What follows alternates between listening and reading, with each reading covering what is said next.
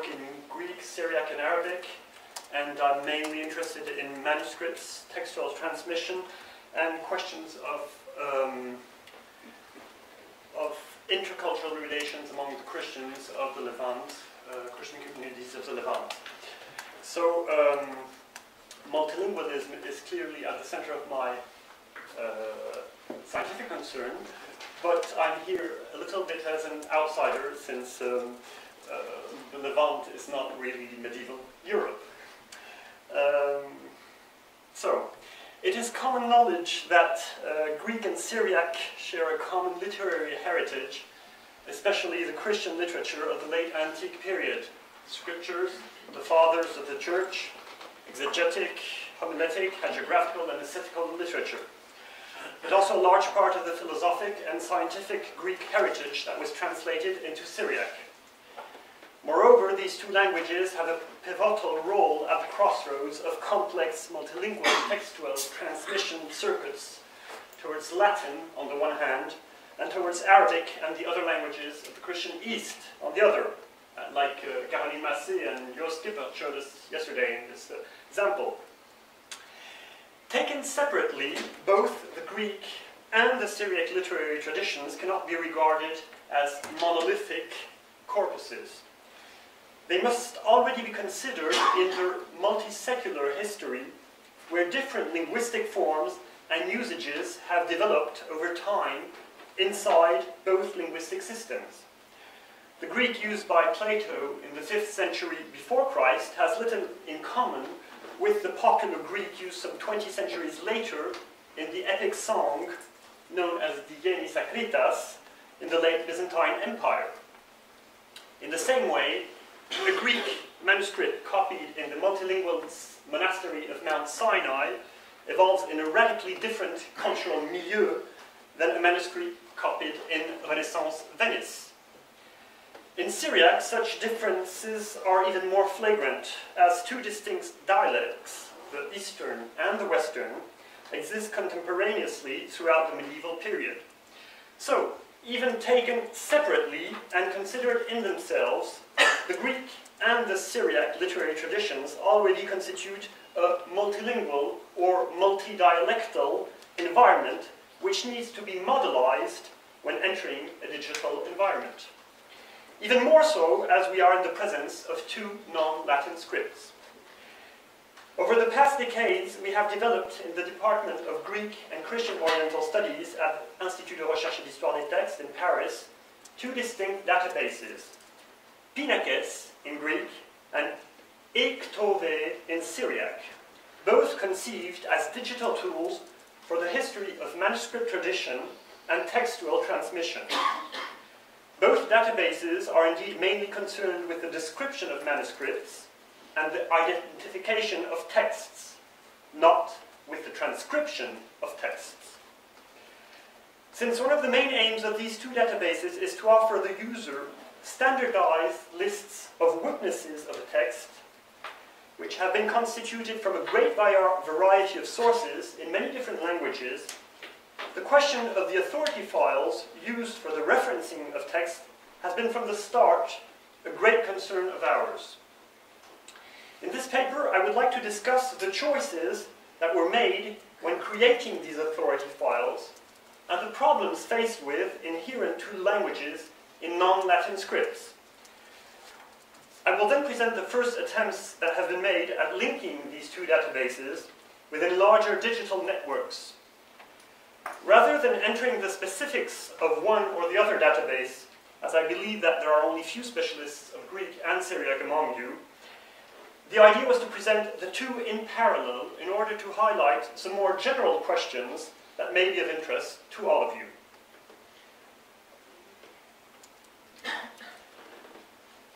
I will, however, before I proceed further on the question of authority files, I will have to give you a quick presentation of both databases, which will be very quick.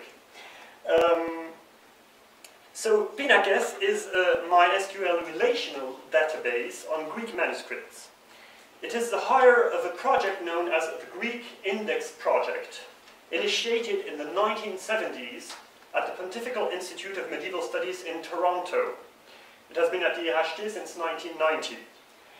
While computerization was still in its infancy, the Greek index project was conceived as a super index of all existing catalogues of Greek manuscripts, allowing text editors to find rapidly all the witnesses of the text they wanted to edit.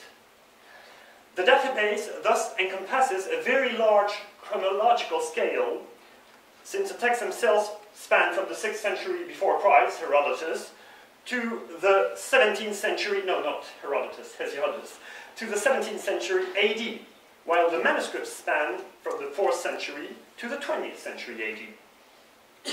In 40 years of work, a considerable amount of data from the catalogues has been entered into Pinakes, as you can see, 200,000 textual witnesses. And this data is continuously being updated as new catalogues are published. In parallel, the database has undergone many evolutions, allowing more complex requests in different fields concerned with the history of the manuscripts.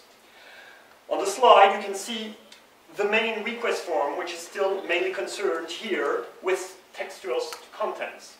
And since the topic of this workshop is multilingualism, I made just a try to see what it would give to put in this database, which is mainly interested with Greek and solely with Greek text, what it would give if I put Latine in the commentary.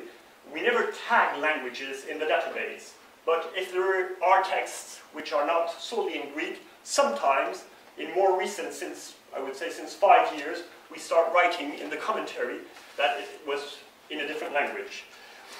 So Latine gives us about 1,000 hits, and here is some of the examples in the commentaries. For example, in this manuscript of Andros, you have a text of Anastasius of Antioch with 2 orations, which are Latine tantum, which means that they apparently had only the Latin translation and not the Greek text. But this is just perchance, I would say. Database is not made to look for multilingual manuscripts. A new version of Pinakes is currently being developed and will be put online, allowing a much larger variety of queries. So much for Pinakes. e-ktobe is a much more recent project which started only 2 years ago. It was conceived on slightly different premises, since the idea was to integrate from the start a full description of the manuscript, including both textual contents and a codicological description, and using not only the catalogues, but also direct observation of the manuscripts themselves. Considering the richness of information preserved in Syriac colophons, which is a very important historical source for the history of Syriac communities in the Levant, it was decided to integrate a full transcription of colophons and notes existing in the manuscripts. The database was originally integrated on eCorpus, an XML EAD portal, but the database is currently being migrated, or will be migrated, to a TI structure, which is much more adapted to the description of manuscripts. Here again you can see on the screen the query form, which allows, as you can see, more complex queries than Pinakes. And here again, to the difference of Pinakes, different languages was from the start implemented in the database, since Syriac manuscripts have very many different languages. Here again I tried Latin in the language, and here's just one example of what we get. Syriac Latin lexicon with Hebraic letters which allow to find the different letters of the alphabet. So much for the quick overview of the 2 databases. So, I come to creating authority files. The first element to bear in mind, both for Greek and Syriac, is that these 2 languages have complex non-Latin scripts. with multiple diacritical signs which offer a large amount of combination. Pinakes dates back to the period of beta technology, when it was necessary to double type all Greek texts with and without diacritical signs to make texts in their original language searchable. The technical problems related to complex non-Latin scripts have been partly resolved since the advent of Unicode and the computerized scripts allowing automatic equivalence between similar characters. Here in Aristoteles, the A in all its different forms according to the accents or the spirits you put on the alpha. Nevertheless, some widely used internet browsers, which I will not cite here, are still incapable of coping with polytonic Greek, which is a problem. And not to mention the problems related to the right-to-left script in Syriac, which is not always successfully dealt with in the different software. But these are just technical problems. The real issue is that a Syriac database on Syriac manuscripts usable only by Syriacists would be a failure. In the field of textual transmission, where linguistic barriers are so easily passed, it is evident from the start that a database must be searchable by users who do not master at all, or very imperfectly, the original scripts. And the first question that arises is naturally how to transcribe, how to transliterate the names of the original script in a way which will be the most transparent possible for the user. Like for most non-Latin scripts, different systems have been adopted for Greek and Syriac, from strict letter-to-letter or graphemic transliteration, mainly in Syriac, to different systems of phonetic transcription. When working in Greek on the long term, one is inevitably confronted with a phonetic evolution of the language, which complicates the matter. Just to take one example, related to the evolution of the phonology of the letter beta, originally the beta had an explosive value, as in Bakilides, a poet of the 5th century. And eventually, in the Byzantine period, this explosive value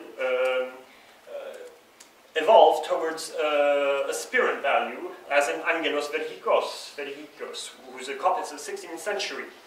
And so in modern times, the Greeks invented a combination of mi-p to reintegrate the original beta sound, the explosive sound, which had disappeared. So, transliterating the beta by a beta in Angelos Bergikios would be absolutely absurd. No one would search Angelos Bergikios. And in the same way, Linos Pinakes is totally unintelligible for people who do not know the idiosyncrasies of Greek, because this is clearly to be read as Linos Pinakes. This is just one of the questions related to transcription and transliteration of them. And this problem has been treated in a very unsatisfactory way in the international ISO language code. The Greek macro language has been subdivided into two sublanguages or dialects. GRC, which is pre-modern Greek, and ELL, or Ellinika, which is modern Greek, post-1453. The date of 1453, which is the fall of Constantinople, is naturally completely arbitrary and does not correspond to any linguistic reality in the field of manuscripts. Most of the phonological changes go back to a much earlier date, in late antiquity, or in the Byzantine period, while what is considered as modern Greek is generally adopted in written text and in manuscripts at a much later date, in the 17th or the 18th century. And this has led to a very prejudicial situation to our studies, since Greek manuscripts of the 16th and 17th century are often described in databases of libraries and depositories of Greek manuscripts as modern Greek. So you always have to search in databases in two different queries, one on modern Greek and one on ancient Greek, whereas it is the same text. In Syriac, the same problem exists, less on a diachronical level than on a regional level, as two main dialects exist, with their own vocalic and consonantal system. Just to take the last example, Abdelaziz Baghiwardis gives us a glimpse at the question of multilingualism in Syriac manuscripts. We are here in the presence of Garshuni, that is Arabic written in Syriac letters, which is a very common phenomenon in Syriac manuscripts from the 15th century onwards, similar to Judeo-Arabic. And I would say that more than 50% of Western Syriac manuscripts have notes or parts or are fully in Garshuni. I will not enter here in the specifics of Garshuni, which is much more systematic from what I saw than what was presented earlier by Nuria. But what you can see here is that we have a mixed Arabic and Syriac name, and which requires a mixed transliteration using both the Arabic system for transliteration and Syriac system for transliteration. Abdelaziz is clearly Arabic, Baghiwardis is clearly Syriac. The consequence of all this is that a unique transcription or transliteration system is clearly not possible, and that multiple systems are necessary. Like in any database, it is naturally possible to add as many alternate forms as it is needed. However, I believe that the simpler a system, the more efficient it is, both for entering data and for retrieving data. Adding alternate forms to 3,000 authors to help research and disambiguation when needed is feasible. But systematically duplicating authority lists in as many different languages as there are users is, in my opinion, a considerable loss of time. So, is there a good choice? Well, the choice that was made for Pinakes, as you saw, is quite paradoxical. Centuries of humanistic culture in Europe have decided for us that the only possible choice for authority lists for Greek authors could be Latin. So, this was a language that was used from the start for the Greek index project, and that was consequently that we have found in Pinakes. Indeed, Latin is more generally used for the main databases in the field of Greek and Byzantine studies. Digital corpuses of text like the Thesaurus Linguae Graecae or the Perseus Literary Library, digital electronic catalogs like the Nuova Biblioteca Manoscritta in Italy or e-Codices in Switzerland, but also reference authority lists for Greek authors like the Clavis Patrum Graecorum use Latin. Considered under the angle of textual transmission, Latin offers the advantage of creating bridges with most of the language around the Mediterranean, without succumbing to the temptation of all English. Our Greek colleagues, however, will always be there to regret that Greek did not serve as the reference. The situation is quite different in Syriac, which has not yet produced the scholarly tools to create authority lists for universal referencing. Even more in the field of digital humanities, Syriac is a virgin ground where everything must be created from scrap. Here are the authority lists that were used. And I come here to my last point concerning the linking of databases.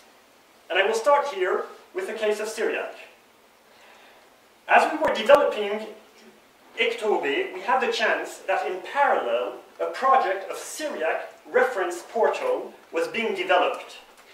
The project is hosted by the Vanderbilt University in the United States, directed by David Michelson and chaired by Peter Brown. From the beginning, the main databases in the field of Syriac studies have been associated to this project. Among others, the comprehensive bibliography on Syriac Christianity, which some of you may know, and which is developed by the Hebrew University of Jerusalem. Linking between partner sites in this portal, syriaca.org, is achieved through the technology of linked open data. And syriaca.org uses shared systems of unique identifiers, that is, reference ID numbers, to link data between partner sites. At the same time, Syriac will function as a portal with a meta-search engine allowing to retrieve information from all partner sites, avoiding too much noise in the feedback process because every item will be designed by a unique identifier. From the very beginning, we have been working in close collaboration, sharing our reference lists with Syriac.org and integrating the unique reference ID numbers into our database. Just to come back here, you can see our reference lists, and here the IDs of Syriac.org. We integrate them, and if they don't have the IDs, we ask them to create the IDs. So we are sure to have the same IDs for all these Syriac databases. Syriac studies are a sufficiently small field which permits to dream that digital resources will develop and grow together directly in an interoperable way. Now for Greek. In the field of Greek and Byzantine studies, the situation is a little more complex. The idea of Diktyon, a scientific network of digital resources and databases dedicated to Greek manuscripts, sprang informally from a workshop held in January 2013 at the Institut de Recherche et d'Histoire des Textes in Paris. Faced with the proliferation of digital resources on the web over the past decade and the risk of dispersion of data, the idea was to find ways to coordinate different enterprises in the field of Greek studies, Greek manuscript studies. Here again, the network will be operating through the presence of unique identifiers, allowing to link data between the different partner sites. These identifiers will be integrated in each database participating in the network, which will then develop, and each database will then develop the necessary scripts to query other databases of the network through these identifiers, allowing here again a direct base-to-base link between specific objects.